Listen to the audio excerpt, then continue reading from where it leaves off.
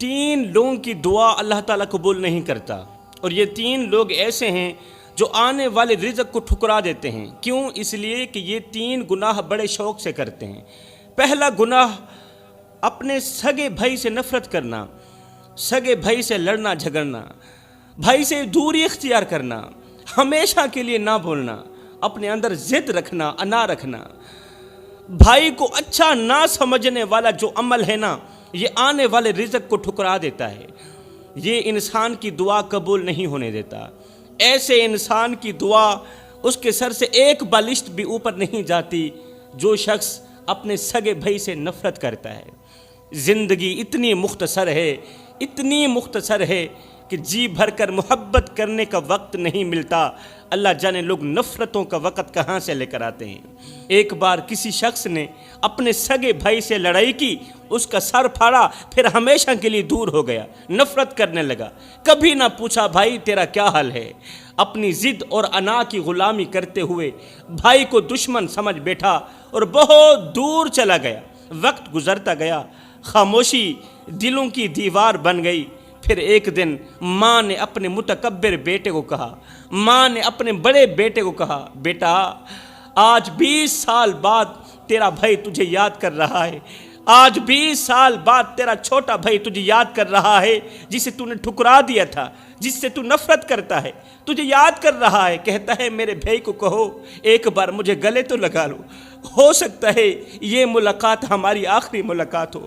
اے متکبر اور ضدی بیٹے نے کہا، اماں وہ میرا بھائی نہیں، وہ میرا دشمن ہے، وہ کسی بھی حال میں میرا بھائی نہیں ہو سکتا، وہ میرا دشمن ہے اور میں کسی بھی حال میں اسے گلے نہیں لگا سکتا۔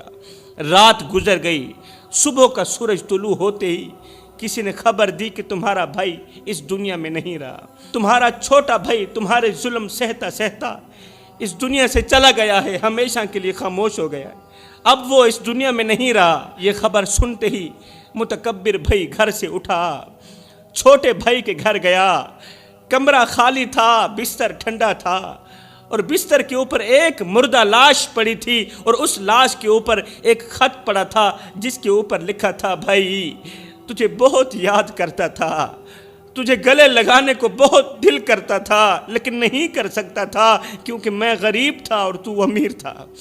بھائی تجھے دیکھنے کو بہت دل کرتا تھا، تجھے دکھ سنانے کو بہت دل کرتا تھا، تجھے درد سنانے کو بہت دل کرتا تھا، تجھے گلے لگانے کو بہت دل کرتا تھا، لیکن نہیں کر سکتا تھا کیونکہ میں غریب تھا اور تو امیر تھا۔ ہائے یہ خط پڑھتے ہی ضدی بھائی، متکبر بھائی، بڑا بھائی رونے لگا، دیواروں پہ ٹکرے مارنے لگا، مگر یہ سب کچھ فضول تھا کیونکہ اب وقت گزر چکا تھا۔ میرے بھائیوں یاد رکھو، انا سے بڑی کوئی قبر نہیں ہوتی، اور بھائی جیسا کوئی سایہ نہیں ہوتا، بھائی کو سینے سے لگانے سے بڑی کوئی عبادت نہیں ہو سکتی۔ نماز اللہ تعالیٰ کی بہت بڑی عبادت ہے، قسم ہے اللہ پاک کی، روزہ اللہ تعالیٰ کی بہت بڑی عبادت ہے، کسی کی مدد کرنا اللہ تعالیٰ کی بہت بڑی عبادت ہے، روزہ، نماز، حج، زکوٰۃ اللہ تعالیٰ کی بہت بڑی عبادت ہے، مگر سنو بھائی کو سینے سے لگانا، اے ہے محبت بھری نگاہوں سے دیکھ کر اپنے بھائی کو سینے سے لگانا، اس کی پیشانے پر بوسہ دینا، اس سے بڑی کوئی عبادت نہیں ہو سکتی۔ میرے رسول کریم صلی اللہ علیہ وآلہ وسلم نے فرمایا اپنے بھائی کو اس حال میں اکیلا مت چھوڑو کہ وہ تمہیں بلائے اور تم اس کی مدد نہ کرو، وہ تمہیں بلاتا رہے، وہ مصیبت میں ہو اور تم اس سے منہ موڑ کر آگے چلے جاؤ۔ اگر ایسا کرو گے تو یاد رکھنا قیامت کے دن اللہ تمہارے ساتھ وہی سلوک کرے گا جو تم نے اپنے بھائی کے ساتھ کیا ہوگا۔ اگر تم نے اپنے بھائی کا دل دکھایا ہے، اگر تم نے اپنے بھائی کی زندگی تباہ کی ہے، تو یاد رکھ زندگی میں کانٹوں کے سوا کچھ نہیں ملے گا۔ پھر پوری زندگی سکون کا سوچنا بھی مت، تیرے پاس پیسہ ہوگا، مال ہوگا، دولت ہوگی، سب کچھ ہونے کے باوجود بھی تجھے نیند نہیں آئے گی، تیرا دل بے قرار رہے گا، تیرا دل بے چین رہے گا، اس لیے کہ تو نے اپنے سگے بھائی کا حق مارا، تو نے اپنے سگے بھائی کے ساتھ دشمنی کی۔ میرے محترم بھائیوں یاد رکھو، جس گھر میں بھائی آپس میں لڑتے ہوں، ایک دوسرے کے خلاف زہر اگلتے ہوں، وہاں رحمت کے فرشتے نہیں اترا کرتے، وہاں اللہ کی رحمت نہیں اترتی بلکہ شیطان کا بسیرا ہوتا ہے۔ وہاں محبت کے گلدستے نہیں کھلتے، وہاں نفرت کے کانٹے چبھتے ہیں۔ جہاں بھائی ایک دوسرے کی آنکھوں میں آنکھیں ڈال کر بات نہ کر سکیں، وہاں شیطان اپنا بستر بچھا کر بیٹھ جاتا ہے اور رحمان ناراض ہو جاتا ہے۔ ایسے گھروں میں نہ خوشی کا چہرہ مسکراتا ہے، نہ رزق کا دروازہ کھلتا ہے۔ رزق کے دروازے ایسے گھر کے لیے بند ہو جاتے ہیں۔ رب نے بھائی کے رشتے کو کچھ یوں باندھا ہے کہ دونوں کی رضا میں ہی رب کی رضا ہے۔ سبحان اللہ۔ دونوں کی خوشی میں ہی آسمان سے رزق کے دروازے کھلتے ہیں، دونوں کی خوشی میں ہی اللہ کی خوشی ہے۔ جس گھر میں چار بھائی آپس میں ہنستے ہوں، مسکراتے ہوں، ایک دوسرے کو گلے لگا کر بیٹھتے ہوں، ایک دوسرے کو سینے لگا کر سوتے ہوں، ایک دوسرے پر راضی ہوں، قسم خدا کی فرشتے ایسے گھر کو تلاش کر کے رزق پہنچاتے ہیں۔ ایسا گھر آگے ہوتا ہے، رزق ان کے پیچھے ہوتا ہے۔ ایسا گھر رزق کے لیے پریشان نہیں ہوتا۔ اور اگر ان کے درمیان بغض آ جائے، اگر ان بھائیوں کے درمیان نفرت آ جائے تو وہی دروازے اللہ تعالیٰ بند بھی کر دیتا ہے۔ جو رحمت کے دروازے کھولنے کی طاقت رکھتا ہے نا، ان کے گھر کی طرف رزق کے دروازے کھولنے کی طاقت رکھتا ہے نا، تو جب بھائیوں کے اندر نفرت آ جاتی ہے تو پھر اللہ تعالیٰ وہی دروازے بند کر دیتا ہے۔ بھائی کا چہرہ اگر غمگین ہو تو سمجھ لو تمہارا مقدر بھی رو رہا ہے۔ ہاں، اگر بھائی کا چہرہ غمگین ہے، اگر بھائی تمہاری وجہ سے رو رہا ہے تو مت سمجھو کہ تم خوش ہو، سمجھ لو تمہارا مقدر بھی اس وقت چیخ رہا ہے اور تمہارے اوپر افسوس کر رہا ہے۔ بھائی کی آنکھوں میں آنسو لا کر کہتے ہو کہ ہماری دعا قبول نہیں ہوتی، بھائی کو رلا کر کہتے ہو کہ تمہاری دعا قبول نہیں ہوتی۔ میرے بھائیو، اگر تم چاہتے ہو کہ تمہارے بچوں کا نصیب سنور جائے، تمہارے گھروں میں سکون ہو اور تمہاری زندگیوں میں آسانی ہو، تو ایک کام کرو، اپنے بھائی کا ہاتھ تھام لو۔ سبحان اللہ۔ یہ کام بالکل چھوٹا سا ہے، اللہ تعالیٰ تمہیں اس قدر دے گا کہ مالا مال کر دے گا، بڑے بڑے امیر لوگ تمہاری امیری پر رشک کریں گے۔ اگر تم چاہتے ہو تمہارے گھروں میں سکون ہو، رزق کی بارش برسے، تو پھر ایک کام کر لو، اپنے بھائی کا ہاتھ تھام لو۔ اختلافات کو ختم کرو، دلوں کو صاف کرو، اور یاد رکھو جس گھر کے دروازے بھائیوں کی مسکراہٹ سے کھلتے ہیں نا، اس گھر کے رزق کے دروازے آسمان سے کھلتے ہیں۔ سبحان اللہ۔ یاد رکھو میرے محترم بھائیو، جب کسی گھر میں ماں باپ کی عزت نہ کی جائے، ماں باپ کی عزت نہ کی جائے، بھائی بھائی سے نفرت کرنے لگے اور بیٹی پردے کے بجائے فیشن میں ڈوب جائے، تو یاد رکھنا اس گھر کے رزق سے برکت اٹھا لی جاتی ہے۔ جس گھر میں ماں باپ کی عزت نہ کی جائے، بھائی بھائی سے نفرت کرنے لگے، بیوی شوہر کو بھی عزت کرنے لگے، بیٹی پردے کے بجائے فیشن میں ڈوب جائے، تو اس گھر کے رزق سے برکت ہمیشہ کے لیے اٹھا لی جاتی ہے۔ جب زبانوں پر شکایتیں، دلوں میں بغض اور آنکھوں میں حیا کی جگہ بے غیرتی آ جائے، تو پھر اس گھر کی دیواریں بھی گواہی دیتی ہیں کہ یہاں سکون دفن ہو چکا ہے۔ پھر اس گھر کی دیواریں گواہی دیتی ہیں یہاں چین و قرار دفن ہو چکا ہے، یہاں رزق حلال دفن ہو چکا ہے۔ جب کوئی کسی یتیم کا حق دبا دے، کسی وارث کی زمین چھین لے، بہن کو جہیز کے تانے دے، بیوی کو ماں کے خلاف کرے، اور کسی غریب کے آنسوں پر مسکرا دے، تو سمجھ لو اللہ کی غیرت جاگ جاتی ہے۔ ایسے گھروں پر اللہ کی رحمت نہیں اترتی، اللہ کا عذاب اترتا ہے۔ روزی آتی ہے مگر بیماریاں لے کر آتی ہے، عزت رہتی ہے مگر بے قدری کے ساتھ رہتی ہے، اس کی کوئی قدر نہیں رہتی معاشرے میں، اور رشتے ہوتے ہیں مگر محبت کے بغیر ہوتے ہیں، نفرت کے ساتھ ہوتے ہیں رشتے۔ غربت وہاں نہیں آتی جہاں کھانے کم ہوں، ارے غربت وہاں آتی ہے جہاں دل تنگ ہو۔ جو رزق دوسروں کے آنسو چھین کر آتا ہے نا، وہ کبھی خوشی نہیں دیتا۔ جو پیسہ دوسروں کے آنسو چھین کر آتا ہے وہ کبھی خوشی نہیں دیتا، صرف پریشانیوں کی دلدل میں دھکیلتا ہے اور نسلوں کی جڑیں کاٹ کر رکھ دیتا ہے ایسا رزق۔ اس لیے اگر چاہتے ہو کہ گھر میں سکون ہو، رزق میں برکت ہو اور چہرے پر مسکراہٹ باقی رہے، تو گناہوں سے توبہ کرو، اللہ اکبر، اور دلوں کو پاک کرو، ورنہ وقت ایسی مار مارتا ہے کہ صرف چھت نہیں گرتی، نسلیں بھی بکھر جاتی ہیں۔ میرے بھائیو، ایک دن حضرت سیدنا موسیٰ علیہ السلام نے اللہ تبارک و تعالی سے عرض کی، یا باری تعالی مجھے بتانا کہ دنیا میں سب سے گندا انسان کون ہے اور سب سے اچھا انسان کون ہے۔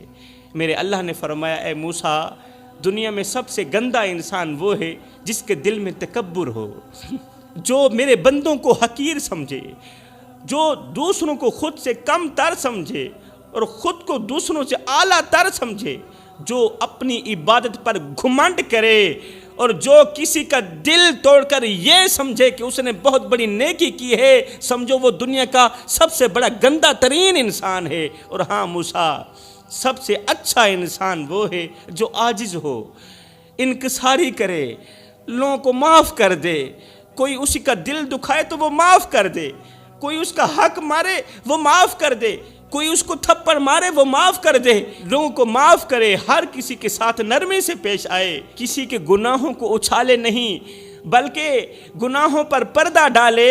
فرمایا یہ وہ انسان ہے جو دنیا کا سب سے بڑا اچھا انسان ہے۔ اے موسیٰ، سب سے گندا لباس وہ نہیں جو پھٹا ہو، بلکہ وہ ہے جو غرور سے پہنا گیا ہو، اور سب سے خوبصورت چہرہ وہ نہیں جو حسین ہو، بلکہ خوبصورت چہرہ وہ ہے جس پر عاجزی ہو، جس کے اندر حیا ہو۔ اللہ اکبر! یہ سن کر حضرت موسیٰ علیہ السلام کی آنکھوں سے آنسو بہنے لگی۔ عرض کی، یا باری تعالیٰ مجھے ایسا بنا دے کہ میرا دل کبھی کسی پر فخر نہ کرے، میرے اندر فخر نہ ہو، میرے اندر عاجزی رہے، اور میری زبان کسی کا دل نہ دکھائے، کسی کے دل پر وار نہ کرے۔ اللہ تعالیٰ نے فرمایا، موسیٰ اگر تم چاہتے ہو کہ میں تم سے راضی رہوں تو میرے بندوں کے لیے وہی سوچو جو تم اپنے لیے سوچتے ہو، جو تم اپنی اولاد کے لیے اچھا سوچتے ہو نا، تو پھر میرے بندوں کے لیے بھی وہی سوچو۔ اللہ فرماتا ہے، میں نہ تو کسی محل میں رہتا ہوں، نہ کسی بلند و بالا آسمان میں رہتا ہوں، میں اس دل میں رہتا ہوں جو میرے بندوں سے محبت کرتا ہے، جو نرم ہوتا ہے اور جو معاف کرنا جانتا ہے۔ ایک دن حضرت موسیٰ علیہ السلام نے اللہ تعالیٰ سے عرض کی، یا باری تعالیٰ مجھے وہ بندہ دکھا دے جس سے تو سب سے زیادہ محبت کرتا ہے۔ اللہ مجھے وہ بندہ دکھا جس سے تو سب سے زیادہ پیار کرتا ہے، سب سے زیادہ محبت کرتا ہے۔ اللہ تعالیٰ نے فرمایا، اے موسیٰ جاؤ، فلاں بستی میں ایک بوڑھی عورت رہتی ہے، بس وہ میرا محبوب ہے۔